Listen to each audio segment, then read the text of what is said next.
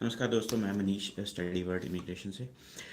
Students जो Canada apply करना चाहते हैं, खासकर वो स्टूडेंट जिन्होंने बैचलर करी हुई है, उनकी स्टडी में गैप है ज़्यादा, या फिर उनके एकेडमिक स्कोर्स कम हैं, या कई स्टूडेंट जैसे बीए कर देते हैं, बीए के बाद लाइक उनका स्टडी गैप रहता है काफ़ी, और बीए भी कई स्टूडेंट्स की अराउंड 45-50% के आसपास होती है, या 51-55% के आसपास रहेगी। तो ऐसे स्टूडेंट्स जो हैं और जो ऑलरेडी बैचलर कर रखे हैं, किसी भी फील्ड में कर चुके हैं जो स्टूडेंट्स, और जो आगे मास्टर्स या पोस्ट ग्रेजुएट डिप्लोमा करना चाहते हैं, तो ज़्यादा स्टूडेंट्स की एक इंक्वायरी रहती है कि हाँ, ज़्यादा सक्सेस रेट किस में आएगा। अब कई स्टूडेंट्स का आपने देखा होगा कि बैचलर करी हुई है, मास्टर्स भी करी होती है, कई स्टूडेंट ने या पीजी डिप्लोमा इंडिया से किया होता है, और उनका आगे रहता है कि like they want to apply for masters या फिर PG diploma further for Canada.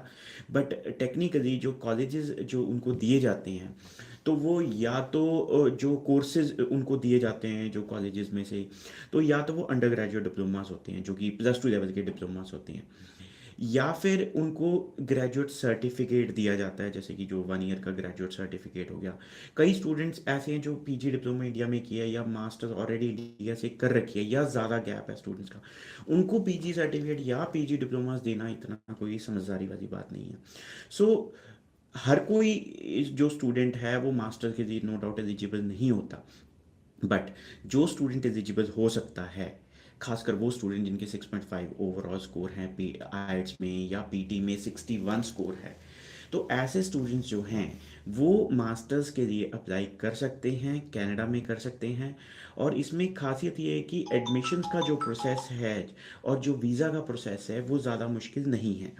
तो जो स्टूडेंट्स जो आगे जो मास्टर्स लेने में काफ़ी लाइक वो कतराते हैं कि पता नहीं जी मास्टर यूनिवर्सिटी में होएगी, एडमिशन आएगी या नहीं आएगी, तो उनके लिए एक बहुत अच्छा अल्टरनेटिव है जो कि यूनिवर्सिटी ऑफ कनाडा वेस्ट के रूप में है, जो कि वैनकूवर में है ये यूनिवर्सिटी। और इसमें इंटेक्स जो हैं जनवरी, अप्रैल, अक्टूबर और जुलाई, ये 4 इंटेक्स हैं। जनवरी, अप्रैल, जुलाई, अक्टूबर, 4 इंटेक्स इसमें आ जाते हैं। तो इसमें खासियत ये है कि लाइक सीट्स इसमें अवेलेबिलिटी रहती है, और लोकेशन बहुत अच्छी है जो यूनिवर्सिटी की, और जो एडमिशन क्राइटेरिया और एडमिशन का टाइम है वो ज़्यादा नहीं लगता है। तो आप एक्सपेक्ट कर सकते हैं कि इनिशियल ऑफर लेटर जो है आपकी 2 to 3 डेज़ में आपकी आ जाती है। और इसमें वैरायटी ऑफ प्रोग्राम्स है, खासकर वो स्टूडेंट्स के लिए जिन्होंने लाइक ग्रेजुएशन जिसमें किसी भी फील्ड में, ज़्यादातर किसी भी फील्ड में करी हो, सारे ही एक्सेप्टेबल हो जाते हैं। और जो +2 जो स्टूडेंट्स हैं, वो स्टूडेंट जिन्होंने आर्ट्स में करी है या कॉमर्स में की है, लाइक प्रेफरेबली आर्ट्स और कॉमर्स। हाँ, नॉन मेडिकल वाले स्टूडेंट्स भी अप्लाई कर सकते हैं जिनके फिजिक्स, केमिस्ट्री और मैथमेटिक्स जिनके पास है। सो इसमें जो अंडर ग्रेजुएट कोर्सेज की बात करें कि जो +2 के बाद जो अंडर ग्रेजुएट कोर्सेज अवेलेबल हैं, that is associate of arts. पहले ये एसोसिएट ऑफ आर्ट है, ये actually first 2 years of degree है। तो ये जो प्रोग्राम है, ये जैसे ये आर्ट्स के जो स्टूडेंट्स हैं, या जिन्होंने लाइक जिनके सब्जेक्ट्स इतने स्ट्रांग नहीं हैं +2 में, तो जैसे कि लाइक कोई वोकेशनल लाइक सब्जेक्ट्स में कर देते हैं, या फिर जो स्टूडेंट्स जैसे कि हिस्ट्री, जोग्राफी, लाइक जो पॉलिटिकल साइंस, ऐसे जो सोशियोलॉजी वगैरह सब्जेक्ट्स देते हैं, तो ऐसे स्टूडेंट्स के लिए ये कोर्स सूटेबल है, और जिनके एकेडमिक्स इतने स्ट्रांग नहीं हैं। तो एसोसिएट ऑफ आर्ट्स जो हैं, ये 2 ईयर्स का प्रोग्राम है, वही 4 इंटेक्स है इसमें। और इसमें एंट्री रिक्वायरमेंट जो है वो 6.5 है ओवरऑल, और राइटिंग में 6 होनी चाहिए, बाकियों में 5.5 एक्सेप्टेबल है। बट एज पर लाइक अगर हम आईआरसीसी की बात करें, वीज़ा सक्सेस रेट की बात करें, तो मैं यही कहूँगा कि 6.5 ओवरऑल और 6 से कम ना हो।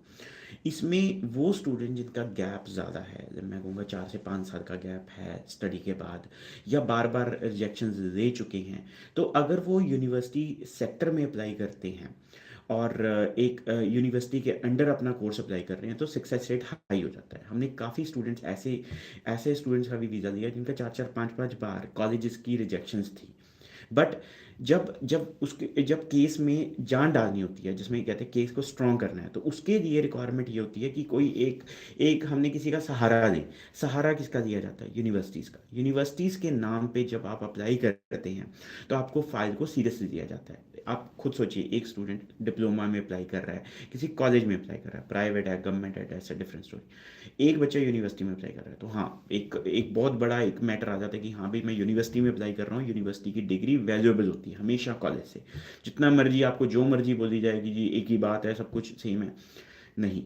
वैल्यू की बात आती है जब, रेपुटेशन की बात आती है, जब एम्प्लॉयबिलिटी की बात आती है, जब ग्रेजुएट एम्प्लॉयमेंट रेट्स की बात आती है, तो हमेशा यूनिवर्सिटी की डिग्रीज़ की ज़्यादा वैल्यू मानी जाती है एज़ कम्पेयर टू कॉलेजेस, बेशक आपने सेम पढ़ाई की हो। तो ये फैक्टर रहता ही रहता है।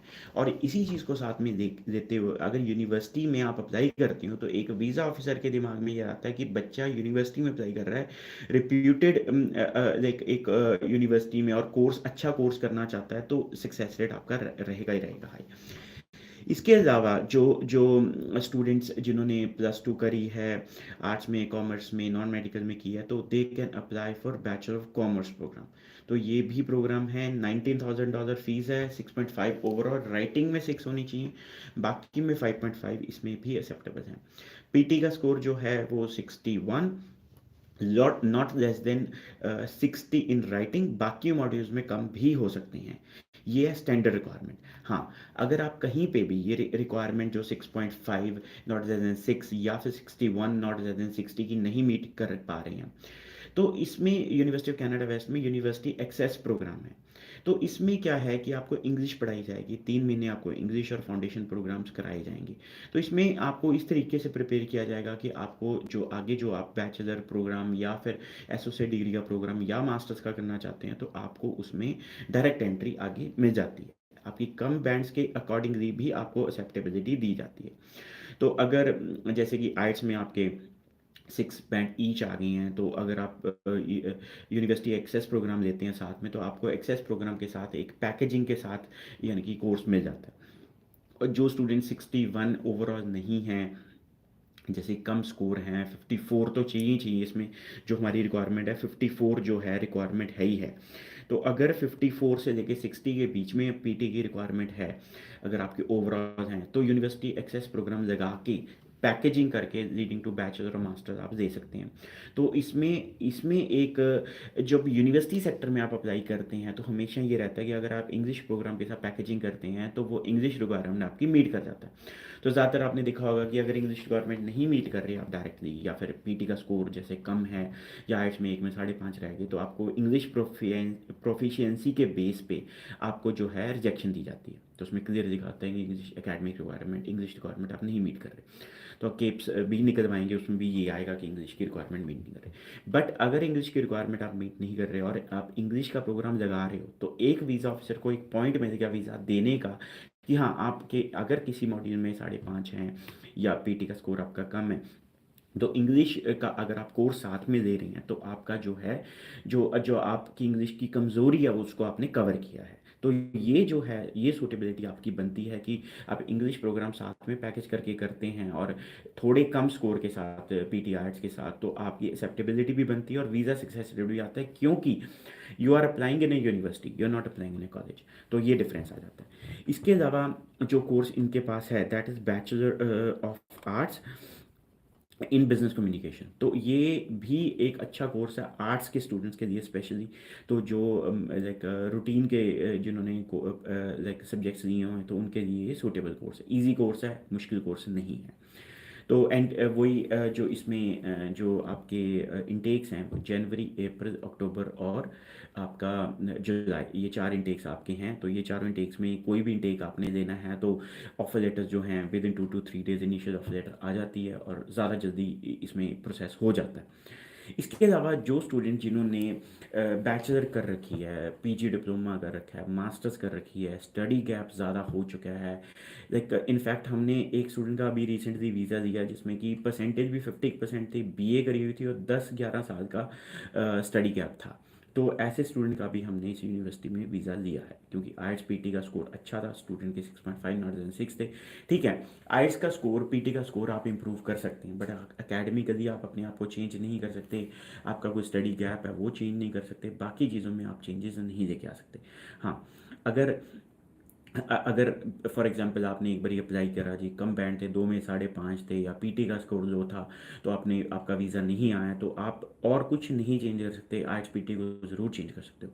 अभी जैसे गवर्नमेंट की जो नई रेगुलेशंस आ रही हैं, जिसमें कि अगस्त 2023 से अगर आपके पीटी का स्कोर है तो भी आप एसडीएस में अप्लाई कर सकते हैं। तो रिक्वायरमेंट है 60 की। जो हमने आईआर पीआर में देखा है उसमें क्लियर दिखा है कि 60 ईच चाहिए, और आइट्स की 60 ईच की रिक्वायरमेंट, पीटी की 6 ईच की रिक्वायरमेंट है। तो मैं भी इसी चीज़ पे स्टिक ऑन करूँगा कि कभी भी ज़्यादातर कंट्रीज़ एंट्री रिक्वायरमेंट कम नहीं करते, या सेम रखेंगे या बढ़ाते हैं। तो I M in A view, जो आईआरपीआर की जो जो डेफिनेशन जो हमारे इंस्टाग्राम पे पेज पे भी हमने वो पोस्ट की हुई है, वो उसका स्क्रीनशॉट, उसमें क्लियर लिखा हुआ है कि 6.0 आइट्स का स्कोर चाहिए और ईच भी चाहिए, और पीटी में 60 और ईच भी चाहिए। तो मेरी रिकमेंडेशन यही है कि अगर आप एसडीएस के अंडर अप्लाई करना चाहते हैं 60 ईच के ही अप्लाई कीजिए, और 6 ईच के साथ ही अप्लाई होगा आपका। तो अगर आप नॉन एसडीएस करना चाहते हैं तो आइट्स नो डाउट आप कुछ भी किसी पे भी अप्लाई कर सकते हैं, बट सक्सेस रेट के लिए अगर एक में 5.5 है और इंग्लिश का प्रोग्राम साथ में लगा के चल रहे हैं यूनिवर्सिटी में, हाँ ज़रूर अप्लाई कीजिए। बट अदरवाइज 6 ईच के साथ ही आप अप्लाई कीजिए। अगर आप non S D S college है, जैसे कोई प्राइवेट कॉलेज है, बिना वर्क परमिट वाला कॉलेज है, या कोई ऑप्शन आपको मिल रही है फीस आफ्टर वीज़ा में, उसमें अगर आपको ऑप्शन मिल रही है कि किसी भी कॉलेज में आपको वीज़ा चाहिए बस, तो 6 ईच के साथ अप्लाई कीजिए। गैप का हर चीज़ का मैनेज हो जाता है। और जो स्टूडेंट्स पोस्ट ग्रेजुएशन वाले हैं उनको, जैसे कि जो जो ज़्यादा गैप वाले स्टूडेंट्स हैं, वो ये दिखा सकते हैं कि अगर वो फॉर एग्जांपल पीजी सर्टिफिकेट या पीजी डिप्लोमा किसी कॉलेज में अप्लाई करते हैं, बेशक एसटीएस कॉलेज है, उसकी बजाय मैं कहूँगा यूनिवर्सिटी ऑफ कनाडा वेस्ट में आप मास्टर्स अप्लाई कीजिए। मास्टर्स के बहुत ज़्यादा अच्छी ऑप्शंस इसमें हैं, जो फ़ीस स्ट्रक्चर भी बड़ा रीज़नेबल है, कोई लाइक कोई बहुत ज़्यादा फ़ीस नहीं है। अगर आप पीजी डिप्लोमा की बात करें और एमबीए की बात करें, अराउंड 3 से 4 हज़ार डॉलर से ज़्यादा का फ़र्क नहीं है। अगर आपकी एंट्री रिक्वायरमेंट किसी तरीके से मीट नहीं कर पा रहे, अगर आप एंट्री रिक्वायरमेंट, तो इसमें और भी जो हैं जो आपको ऑप्शंस मिलती हैं, दैट इज़ कि आप प्री मास्टर्स का प्रोग्राम ले सकते हैं अगर आपकी एंट्री रिक्वायरमेंट मीट नहीं कर रही किसी तरीके से।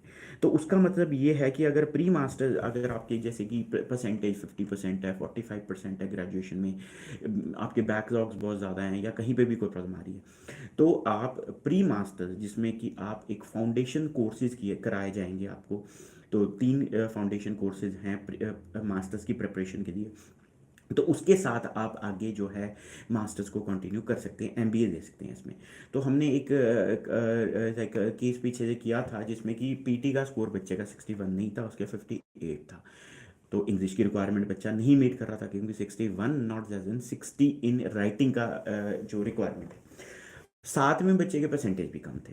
तो अब बच्चे का, अब ऐसे केस में हम अगर उसको पीजी डिप्लोमा दें, और क्योंकि बच्चे की एज भी थी थोड़ी, और 5-6 साल का गैप भी था स्टडी का, तो ऐसे केस में अगर पीजी डिप्लोमा व पीजी सर्टिफिकेट किसी कॉलेज में देते हैं तो इतना स्ट्रॉन्ग केस नहीं बनता, जबकि उसकी एलिजिबिलिटी बन रही थी पीजी डिप्लोमा पीजी सर्टिफिकेट की। बट फिर भी हमने बच्चे को दिया मास्टर्स।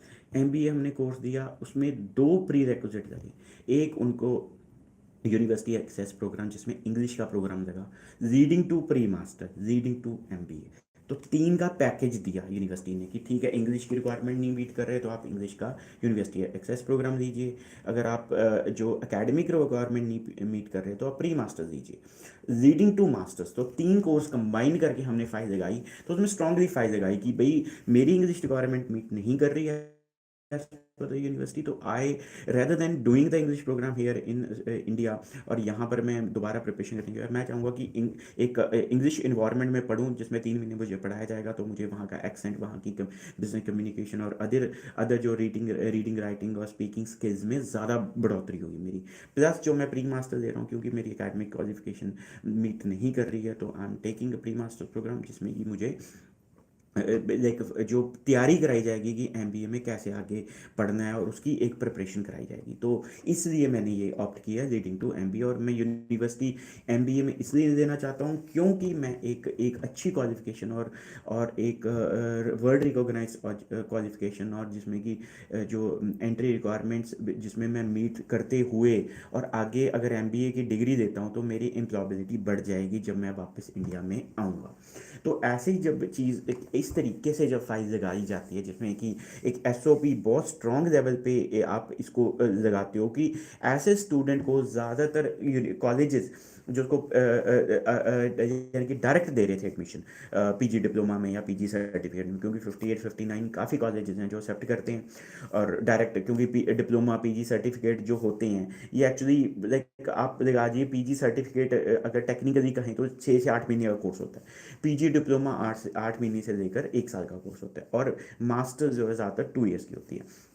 तो अगर आप पीजी सर्टिफिकेट कर रहे हैं तो एक बहुत लो लेवल की क्वालिफिकेशन आ जाती है। अगर आपका गैप है स्टडी में, हाँ, अगर आप रीसेंट +2 या सॉरी ग्रेजुएशन करी है तो और पीजी सर्टिफिकेट या पीजी डिप्लोमा ले रहे हो, एक आधे साल का ज़्यादा गैप नहीं है तो it's okay, you can go for it. But अगर जहाँ ज़्यादा गैप आ जाता है या जहाँ आपने पीजी डिप्लोमा ऑलरेडी कर रखा है या मास्टर्स ऑलरेडी कर रखी है, तो ऐसे केस के बाद अगर आप डाउनग्रेड करते हैं या फिर PG diploma PG certificate college में देते हैं, आपके सक्सेस रेट इतना नहीं रहता। अगर आप मास्टर्स में एमबीए में अप्लाई करते हैं या मास्टर्स किसी यूनिवर्सिटी में अप्लाई करने हैं तो डिफरेंस पड़ जाता है। तो काफ़ी स्टूडेंट हमारे पास आते हैं जी, हमारे तो मास्टर्स की हुई थी जी, हमने तो पीजी डिप्लोमा में अप्लाई किया था, वीज़ा नहीं आया, 2 बार ही नहीं आया, 3 बार, कैसे आएगा? It's very low chances of getting visa. आपने मास्टर्स की क्वालिफिकेशन ऑलरेडी कर रखी है। तो मास्टर्स ऑलरेडी करने के बाद अगर आप पीजी डिप्लोमा, स्टूडेंट का आंसर क्या होता है? ये भी पोस्ट ग्रेजुएशन कोर्स है जी, बिल्कुल ठीक है जी, पोस्ट ग्रेजुएशन का कोर्स है, लेकिन तब अच्छा था अगर आप ग्रेजुएशन के बाद पीजी डिप्लोमा या पीजी सर्टिफिकेट देते। आपने ऑलरेडी मास्टर्स कर रखी है, तो मास्टर्स के बाद या तो आप मास्टर्स शो ना करो, आप बैचलर दिखा के, वर्क एक्सपीरियंस को दिखा के या कोई भी अपना गैप कवर करके साथ साथ में आप पीजी सर्टिफिकेट और पीजी डिप्लोमा में अप्लाई करते हैं, चलो फिर भी मान लेते हैं कि चलो कहीं किसी तरीके से केस बन जाता है आपका। बट अगर आप कहें कि आप बैचलर भी दिखाइए आपने, जैसे कि बीकॉम दिखा दी, उसके बाद आप बोलो जी पीजी डिप्लोमा मुझे अकाउंटिंग में चाहिए, भाई आप ऑलरेडी मास्टर्स कर रखे हो, पीजी डिप्लोमा या पीजी सर्टिफिकेट बिजनेस का या आप अकाउंटिंग का ले रहे हो, तो कैसे लॉजिक बनता है? वो एक फ्लो नहीं बन पा रहा। तो मास्टर्स जैसे आपने बी कॉम कर दी, एम कॉम कर दी जी, आगे आपने मास्टर ऑफ फाइनेंस कर दी, एमए कर दी, या कोई भी MSc master of science in mathematics कर दिया, कि स्टैटिस्टिक्स करते हैं, नॉन मेडिकल में करते हैं, तो ऐसा स्टूडेंट अगर थोड़ा गैप में अगर वो दिखा दे कि हाँ, अगर कोई अपने पेरेंट्स के साथ काम करता था, कोई किसी यार दोस्त के साथ कोई अपना बिजनेस कर रहा था, कोई होम बेस्ड बिजनेस दिखा दे, या फिर ये दिखा दे कि कोई लाइक कोई कोई जॉब कर रहा था जैसे बिजनेस एग्जीक्यूटिव की या मार्केटिंग एग्जीक्यूटिव की, तो उसके बाद वो गए जी मैंने तो एमबीए करने जाना है या मास्टर करने जाना है, तो वो एक लैब बन जाती है जी, ठीक है मैंने बीकॉम करी, मैंने एमकॉम करी, उसके बाद मैंने बिजनेस एग्जीक्यूटिव का करा है और इसमें 2 साल मैंने करा है, बट मैंने एमबीए नहीं करी।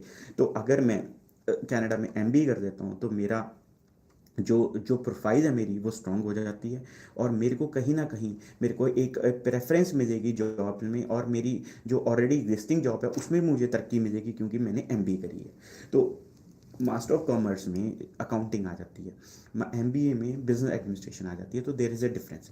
तो इस यूनिवर्सिटी में जो मैं आपको आगे बताऊंगा, इसमें यह आ जाता है कि जो आपके जो एमबीए के प्रोग्राम्स हैं, जो एमबीए अगर इसमें आप करना चाहते हैं तो इसमें आपको जो है जो कौन से जो आपको लाइक जो एडमिशन के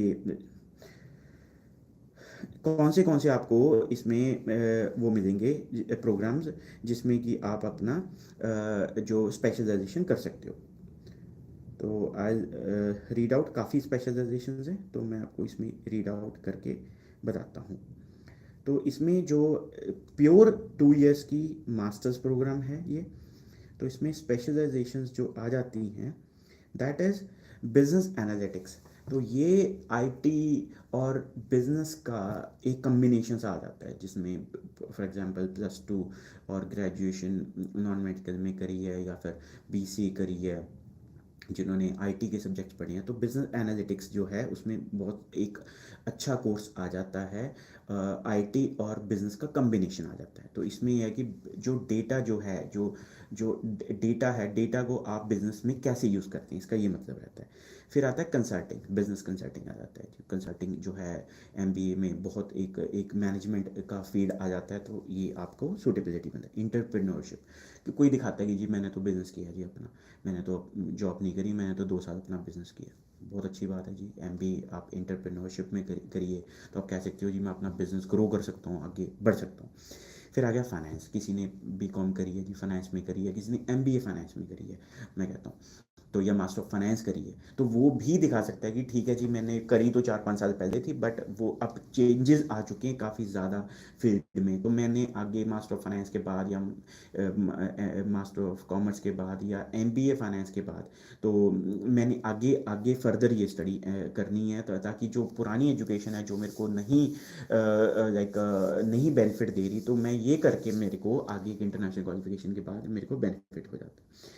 फिर आ जाती है जी इसमें लीडरशिप। लीडरशिप एक जिन्होंने ऑलरेडी मैनेजर लेवल पे काम किया हुआ है, तो उनके लिए सूटेबिलिटी बनती है। वो कह सकते हैं लीडरशिप, मैंने जॉब्स करी हैं, तो अगर मैं लीडरशिप में आगे एमबीए करता हूँ तो मुझे और तरक्की मिल सकती है जॉब में। फिर आती है मार्केटिंग, किसी ने मार्केटिंग एग्जीक्यूटिव का आपका वर्क एक्सपीरियंस है, या किसी ने सेल्स में काम किया है, टेली सेल्स में काम किया है, तो ऐसे स्टूडेंट्स इसमें कर सकते हैं। आपने जी सिंपल एक एक एक एक आपको मैं लोएस्ट लेवल का एक एग्जांपल देता हूँ। किसी ने जी बीए करी है, 40-45% से करी है, पीटी आर्ट्स में स्कोर दे दिया बच्चे ने, 8 साल का गैप है जी, क्या करा आपने, मार्केटिंग करी है जी, कोई बात नहीं, कैश में सैलरी आ रही थी, कोई दिक्कत वाली बात नहीं। आपने टेली सेल्स का काम करा है, आपने कॉल सेंटर में काम करा है, टेली सेल्स का काम था आपका, टेली कॉलिंग का काम था, कोई दिक्कत नहीं आपकी। ये जी मैंने एमबीए मार्केटिंग में करनी है, मार्केटिंग में मेरे को आगे तरक्की मिल जाएगी क्योंकि ऑलरेडी मेरा एक्सपीरियंस है इस चीज़ में। तो एमबीए मार्केटिंग करने के बाद sales manager, area manager, regional manager, मेरे को मार्केटिंग मैनेजर की जॉब्स मिल जाएंगी, जो कि मुझे अच्छी कंपनीज में मिलेंगी, क्योंकि मुझे एक टॉप लेवल की यूनिवर्सिटी से मैंने एक क्वालिफिकेशन मास्टर्स ली है, कैनेडियन कॉलेज से, कनाडा के कॉलेज से ली है। और कैनेडियन एजुकेशन जो है ऑलरेडी जो है हाईली रिकॉग्नाइज्ड है इंडिया में, और इसकी रिस्पेक्ट है। तो खासकर कॉलेजेस से ज़्यादा यूनिवर्सिटीज़ की ऑलवेज रिस्पेक्ट रहती है, ये सबको पता है। तो ये चीज़ें जो हैं मैटर करती हैं जब आप एसओपी, जैसे हमारी एसओपी कम से कम 6-7 पेजेस की होती है, हम 2-3 पेजों वाली नहीं होती हमारी एसओपी। तो हम बहुत ज़्यादा इम्फेसाइज करते हैं कि भाई क्या बेनिफिट्स हैं, ये कोर्स करने के बाद क्या क्या जॉब्स मिलेगी, कौन सी कंपनीज मिलेंगी, कितनी सैलरी लेवल मिलेगी, कौन सी पोजीशंस मिलेंगी आपको। तो ये सारी सारी चीज़ें जो हैं आपको कहीं ना कहीं बेनिफिट देंगी ही देंगी, जब जब आपका जो एसओपी है जो स्ट्रॉन्ग आता है। इसके अलावा आ गया डिजिटल मार्केटिंग। कई स्टूडेंट्स ने वर्क एक्सपीरियंस डिजिटल मार्केटिंग का, सोशल मीडिया मार्केटिंग का, गूगल एडवर्ड्स का होता है, या फिर वेबसाइट डेवलपमेंट का होता है, तो ऐसे स्टूडेंट्स भी ये course MBA in digital marketing कर सकते हैं। फिर आ गया प्रोजेक्ट मैनेजमेंट, ये बहुत इंटरेस्टिंग है जी, खासकर वो स्टूडेंट्स के लिए जिन्होंने इंजीनियरिंग करी हुई है। तो बीटेक वाले स्टूडेंट जो हैं किसी भी फील्ड में आपने करी है, प्रोजेक्ट मैनेजमेंट कर सकते हैं जी आप। एमबीए मैं इसलिए करना चाहता हूँ कि मुझे प्रोजेक्ट्स पे काम लीजिए, मैं एक प्रोजेक्ट को मैनेज कर सकता हूँ। ठीक है, ऑलरेडी मैंने इलेक्ट्रॉनिक कम्युनिकेशन में बीटेक करी है, उसके बाद मेरा एक्सपीरियंस है, लेकिन मुझे तरक्की के लिए मुझे ये एमबीए इन प्रोजेक्ट मैनेजमेंट चाहिए, क्योंकि ये करने के बाद आगे मैं प्रोजेक्ट्स मुझे मिल सकते हैं, एक प्रोजेक्ट का इंचार्ज बन सकता हूँ। मुझे अपना टेक्निकल इलेक्ट्रॉनिक एंड कम्युनिकेशन की नॉलेज है, या इलेक्ट्रिकल की नॉलेज है, सिविल की नॉलेज है, मुझे मैकेनिकल की नॉलेज है, मुझे मुझे आईटी की नॉलेज है, कंप्यूटर साइंस में आपने बीटेक करी है। बट आगे जो है एमबीए जो है, अगर मैं प्रोजेक्ट मैनेजमेंट कर दूँ, तो मुझे अपनी नॉलेज के साथ, जो मेरी ऑलरेडी नॉलेज है उसके साथ, मुझे प्रोजेक्ट मैनेजमेंट की और एक प्रोजेक्ट को लीड करने की नॉलेज मिल जाती है, और एक एक एक क्वालिफिकेशन और एजुकेशन मिल रही है। ये करने के बाद मैं आगे जो है बहुत अच्छे लेवल पे बहुत अच्छे प्रोजेक्ट्स को लीड कर सकता हूँ। तो बहुत एक सूटेबिलिटी बन गई। तो जैसे मैंने आपको बोला कि आर्ट्स वाले स्टूडेंट्स, आपके परसेंटेज कम है, कोई दिक्कत नहीं, प्री मास्टर लीजिए, कोई दिक्कत वाली बात नहीं है। अराउंड 7,800 की प्री मास्टर्स है, आपकी एलिजिबिलिटी बन जाती है। आपकी इंग्लिश रिक्वायरमेंट कहीं मीट नहीं करी, खासकर मैं उन स्टूडेंट्स को बोलूँगा जिनमें 57, 58, 56, 59, 60 तक ओवरऑल हैं। वो आपको यूनिवर्सिटी एक्सेस प्रोग्राम जो हैं उनके साथ आप पैकेजिंग करिए मास्टर्स की। तो लाइक फिर बीटेक वाले स्टूडेंट्स आ गए जी, बीकॉम आ गए, मास्टर्स एमए वाले आ गए, इसमें मास्टर ऑफ कॉमर्स आ गया।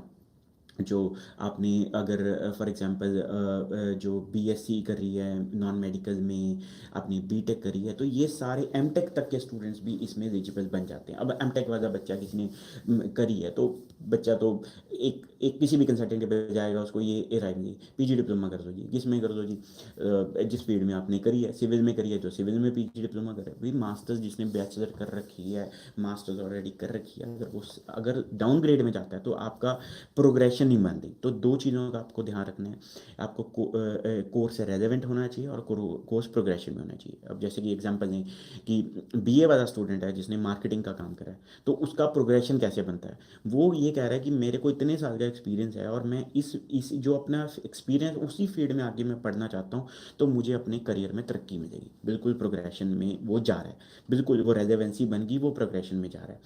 अब एक बच्चा जो है जिसने ऑलरेडी जैसे कि बीकॉम कर रखी है, एमकॉम कर रखी है, वो कहे जी मैंने पीजी डिप्लोमा बिजनेस करना है या पीजी डिप्लोमा मुझे अकाउंटिंग का करना है, नहीं, वो प्रोग्रेशन में नहीं जा रहा, वो डाउनग्रेड जा रहा है। तो ऐसे केसेस में दिक्कत आती है। तो अगर आपका ऑलरेडी ग्रेजुएशन है, स्टडी गैप ज़्यादा है, और अगर बाई चांस आपकी मास्टर्स भी ऑलरेडी कर रखी है, वीज़ा आपका रिफ्यूज़ हो चुका है, तो यूनिवर्सिटी ऑफ कनाडा वेस्ट को ज़रूर आप एक बार अपना लाइक एक अप्लाई कीजिए, एक मौका दीजिए। मेरे हिसाब से एक बहुत अच्छी ऑप्शंस हैं, more then I would say 80 to 90% students के लिए बहुत अच्छी ऑप्शन है एमबी, क्योंकि इतनी स्पेशलाइजेशंस हैं।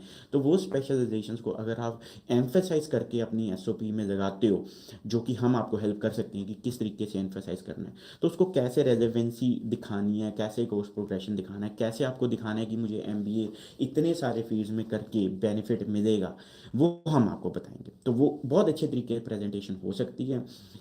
सिर्फ इसमें आपको रिक्वायरमेंट क्या है, आईएलटीएस पीटी के अच्छे स्कोर की। पीटी का अगर डायरेक्ट एमटीटी चाहिए तो 61, not less than 60 in writing. IELTS चाहिए तो 6.5, not less than 6 in writing. अगर आपका कहीं स्कोर कम आ रहा है तो आप यूनिवर्सिटी एक्सेस प्रोग्राम में जो है एडमिशन ले सकते हैं साथ में। और इसके अलावा अगर आप जो हैं एकेडमिकली वीक हैं, तो भी आप जो फाउंडेशन प्रोग्राम्स हैं, जो प्री मास्टर्स प्रोग्राम है, वो साथ में लेके अप्लाई कर सकते हैं। दोनों चीज़ों की कमी है तो भी आप तीन चीज़ों को कंबाइन कर सकते हैं। तो मैं ये कहूँगा कि अगर आपके इंग्लिश में कहीं कमजोरी है तो यूएपी प्रोग्राम आप लीजिए। अगर एकेडमिकली आप नहीं मीट कर रहे तो प्री मास्टर लीजिए। अगर दोनों नहीं मीट कर रहे तो तीन कोर्सेज का MBA plus pre masters plus university access program जो है, ये तीनों को कंबाइन करके भी आप अप्लाई कर सकते हैं। बहुत स्ट्रॉन्ग केस बनता है। ऑलमोस्ट हमारे 100% वीज़ा आए हैं, इसमें हमने नहीं देखी वो रिजेक्शन अभी तक। हमने 5 बारी रिजेक्टेड केसेस के इसमें वीज़ा दिए हैं, क्योंकि हम एक कोर्स रेलेवेंसी को कैसे शो करना है उसमें बहुत अच्छी एक्सपर्टीज़ है हमारी, एसओपी में बहुत अच्छी एक्सपर्टीज़ है। फिर हम फाइनेंशियल डॉक्यूमेंट्स आपके स्ट्रांगली दिखाते हैं, इनकम के डॉक्यूमेंट्स आपके स्ट्रांगली दिखाते हैं कि आपको फर्स्ट ईयर की फीस आप दे के जा रहे हो, आप जीआईसी करवा के जा रहे हो, प्लस आपके नेक्स्ट ईयर का आपका जो है वो आपके फाइनेंशियल डॉक्यूमेंट्स के साथ और आपके जो इनकम के डॉक्यूमेंट्स के साथ फैमिली डॉक्यूमेंट्स को कैसे स्ट्रांग बनाना है, वो हम आपको बताएंगे कि किस तरीके से इसको बेटर तरीके से किया जा सकता है। प्रेजेंटेशन बहुत इंपॉर्टेंट होती है। कनाडा की सबसे अच्छी बात ये है, आप बेशक 10 बारी रिजेक्ट हो चुके हैं, आप 11वीं बारी सही तरीके से सही डॉक्यूमेंटेशन के साथ सही प्रेजेंटेशन के साथ अप्लाई करके वीज़ा ले सकते हैं। बाकी कंट्रीज़ में ऐसी ऑप्शन नहीं मिलती, बट कनाडा में ये आप बहुत अच्छे प्रेजेंटेशन के साथ दोबारा वीज़ा ले सकते हैं। तो हमने 5 5 6 6 बारी वीज़ा रिजेक्टेड के वीज़ा दिए हैं, क्योंकि उनकी प्रेजेंटेशन चेंज हुई थी, केस में बदलाव था। रिसेंटली हमने एक वीज़ा दिया जी, आपको मैं बताऊंगा। 10th करी थी बच्चे ने 2010 में, 2013 में आईटीआई करी, आईटीआई के बाद 2018 में +2 करी 48% के बाद। उसके बाद फिर 2018 से लेकर 23 तक का उसका स्टडी गैप था। बैंड्स बहुत अच्छे थे, 6.5 नॉट लेस देन 6 हमने वीज़ा लेके दिया बच्चों को। आप आइए हमारे ऑफिस में, देखिए किस तरीके से वीज़ा एक स्ट्रॉन्ग तरीके से अप्लाई करके लिया जा सकता है।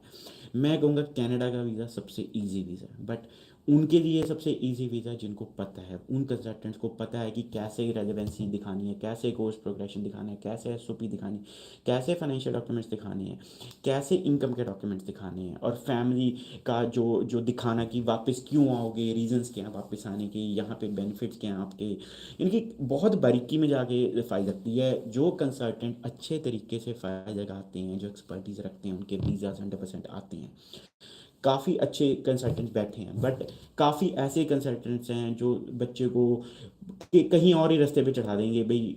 बच्चे ने किया कुछ है, उसको ले गए कहीं और, रेलेवेंसी का कुछ नहीं देखा, बस ये देख लिया जी एसडीएस कॉलेज है, यही है, कोई फ़र्क नहीं पड़ता है एसडीएस कॉलेज का नॉन एसडीएस का। सक्सेस रेट सेम है, सेम प्रोफाइल को आप एक नॉन एसडीएस में डालो, एसडीएस में डालो, कोई फ़र्क नहीं है, सिर्फ डॉक्यूमेंटेशन का फ़र्क है।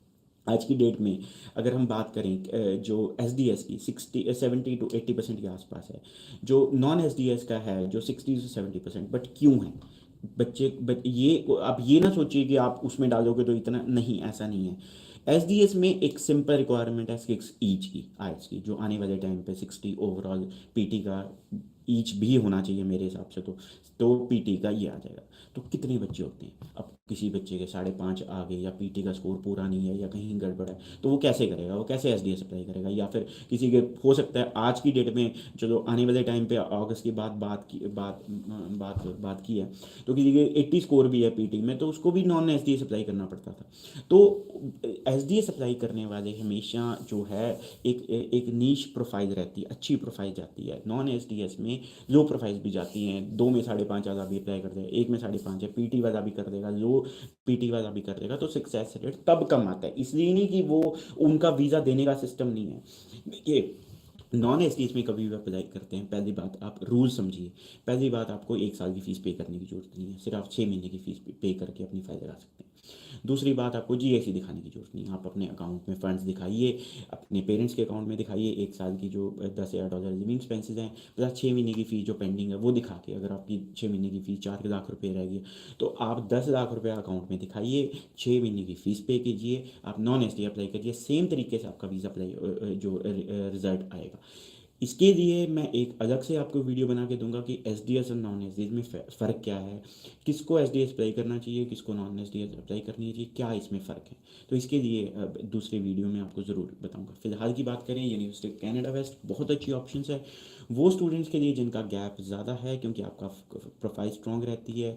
वो स्टूडेंट जिन्होंने +2 कर रखी है, उसके बाद डिप्लोमास कर रखे हैं, कुछ ना कुछ छोटे मोटे ग्राफिक डिज़ाइनिंग इधर उधर के जो बिजनेस के डिप्लोमास हो गए, या फिर कोई मल्टीमीडिया हो गया, या फिर कोई कोई जैसे अकाउंटिंग के डिप्लोमास, टैली टूली का आपने पढ़ाई करी है कोई डिप्लोमास, उनके लिए बहुत अच्छे ऑप्शंस है, क्योंकि आपने ऑलरेडी डिप्लोमा कर रखा है, गैप में आप दिखा रहे हैं 1 या 2 डिप्लोमा, उसके बाद आप बैचलर में अप्लाई करके आपका केस स्ट्रॉन्ग रहता है, ये आपको पता है। इसके अलावा जो आ जाती है बात कि जो मास्टर्स वाले स्टूडेंट्स हैं, जो जो गैप वाले स्टूडेंट्स हैं, या फिर काफ़ी बार रिजेक्ट हो चुके हैं, तो उनके लिए मास्टर्स में अप्लाई करने की बहुत ऑप्शन है।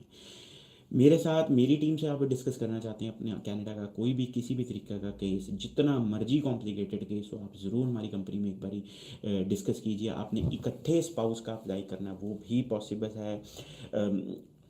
ओपन वर्क परमिट अपने अपने हस्बैंड का अप्लाई करना है, वो आप हमारे थ्रू अप्लाई कर सकते हैं। और हमारी जो भी कंसल्टेंसी चार्जेस रहते हैं, जो जो जो जिन कॉलेजेस में हमें कमीशन, जैसे कि जो नॉन एकेडमिक को आगे, जैसे कि ओपन वर्क परमिट की आपकी एप्लीकेशन है, या आपने आपने रीअसेस कराना चाहते हैं अपना केस, या असेसमेंट करनी है, उसके कोई भी चार्जेस नहीं होते हमारे। अगर ओपन वर्क परमिट के केसेस, उसमें फ़ीस आफ्टर वीज़ा रहती है हमारी, तो आपकी एम्बेसी फ़ीस तक हमारी कंपनी पे करती है।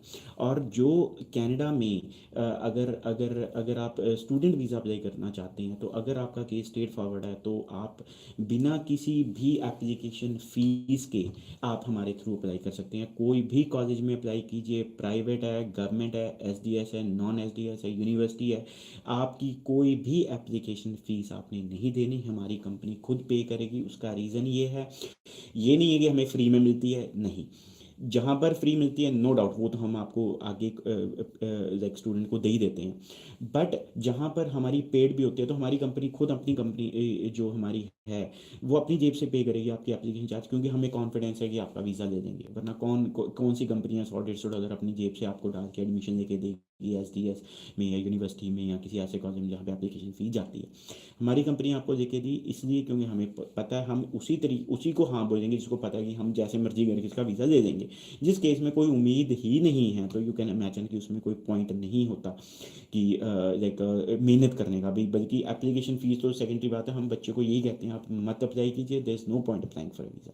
इसलिए केस स्ट्रॉन्ग बना के अप्लाई कीजिए, केस में जान डाल के अप्लाई कीजिए, अपने कंसल्टेंट को उसको चूज़ कीजिए जो आपको स्ट्रॉन्गली और एक एक सिस्टमेटिकली आपके केस को अप्लाई करा के आपको वीज़ा लेके दे रहा है। ये नहीं है कि भाई स्टाफ को लगा दिया, लो जी इसकी डाल दो, जहाँ से निकलती है एडमिशन, जहाँ से निकलता है स्टाफ ने अपने आप ही कर देना है। देखिए हमारी कंपनी में जो मेन टीम है हमारी वो काम करती है। एसओपी एंड में मेरे पास ज़रूर आती है, मैं ज़रूर चेक करता हूँ। कई एसओपीज 15 मिनट में मेरी ओके हो जाती हैं, कईयों में 2-2 घंटे भी लग जाते हैं, बट नहीं, क्वालिटी मैटर्स। यही चीज़ मैटर करती है जब आप अप्लाई करते हैं। तो अगर जैसे आपकी एसओपी होगी, जिस तरीके से उसमें आप फिलिंग करोगे, अपने डॉक्यूमेंटेशन की वेरवा दोगे और सारी इन्फॉर्मेशन दोगे, उस तरीके से आपका रिजल्ट आएगा। हमने ऐसे ऐसे कॉम्प्लिकेटेड केसेस का वीज़ा दिए हैं कनाडा में जो बच्चे ने यकीन नहीं माना। जैसे अभी आपको मैंने बोला कि इतने गैप के स्टूडेंट का वीज़ा हमने लिया है, बच्चे को बोला जी वीज़ा ग्रांट हो गया जी आपका।